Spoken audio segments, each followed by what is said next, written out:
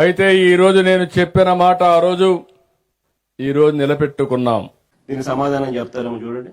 నిరుద్యోగ భృతి కింద నెల 3,000 రూపాయలు ఇస్తానన్నాడు. నెలకు 3,000 రూపాయలు నిరుద్యోగ భృతి ఇస్తా. 2 ఏళ్లకు 72,000 ఇచ్చినారా అని అంటాను. ఆడబిడ్డ నిధి కింద ఆడబిడ్డ నిధి నెలకు 1,500 రూపాయలు మీ అకౌంట్ లో వేస్తాం. సంవత్సరానికి 18,000 రూపాయలు మీ అకౌంట్ లో పడుతుంది. 2 ఏళ్ళు అయింది, 36,000 ఇచ్చినాడా అని అడుగుతాను. పోనీ 50 ఏళ్ళకి పెన్షన్ అన్నాడు. 50 ఏళ్ళకే పింఛన్లు ఇచ్చే బాధ్యత నాది. నెలకు 4,000 చొప్పున ఏడాదికి 48,000.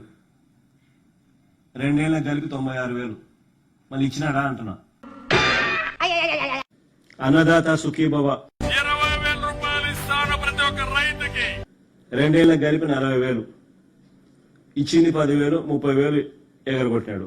మనిషి అన్నోడు చేస్తాడ్రా.